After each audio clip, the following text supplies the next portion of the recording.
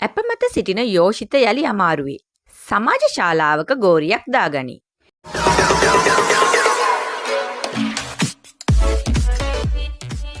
හිටපු ජනාධිපති මහින්ද රාජපක්ෂ මහතාගේ පුත් යෝෂිත රාජපක්ෂ මහතා හා ඔහුගේ බිරිඳ කොළඹ දෙක උද්‍යාන ප්‍රදේශයේ පිහිටි රාත්‍රී සමාජ ශාලාවකට ගිය අවස්ථාවේ ගැටුමක් ඇති වී තිබේ. ඔවුන් සමග පුද්ගලයන් 8 දෙනෙකු පැමිණ ඇතත් ඉන් එක් අයෙකුට එම සමාජ ශාලාව තුළට ඇතුල් වීමට අවශ්‍ය අත්පලන්දනාවක් නොතිබීම මෙම ගැටුමට හේතු වී ඇත. ආරක්ෂක අංශ නිලධාරියෙකු අත්පලන්දනාව ගැන විමසීමක් කළ අවස්ථාවේ බහින් බස් වීමක් සිදුව ඇතිව පැමිණි 8 දෙනාම මෙම ආරක්ෂක නිලධාරියාට පහර දී ඇත. ඒ වන විට යෝෂිත රාජපක්ෂ සහ ඔහුගේ බිරිඳ එම ස්ථානයේ පිටව ගොස් තිබේ. සිදුවීම සම්බන්ධයෙන් එම සමාජ ශාලාවේ හිමිකාරණිය පොලිසිය පැමිණිල්ලක්ද කර ඇති අතර පොලිසිය විසින් එහි ස්ථානීය පරීක්ෂාවක්ද සිදු කර ඇත. පහර කෑමට ලක් වූ ආරක්ෂක නිලධාරියා රෝහල්ගතව ප්‍රතිකාර ලබයි. යෝෂිත රාජපක්ෂ මහතා මූල්‍ය විසුද්ධිකරණයට අදාළව මේ වන විට අධිකරණයේ පවතින නඩුවක චූදිතයෙක් ලෙස නම් කර ඇති අතර ඇප මත නිදහස්ව සිටී. රාත්‍රියේ සතුටු වීමට ගොස්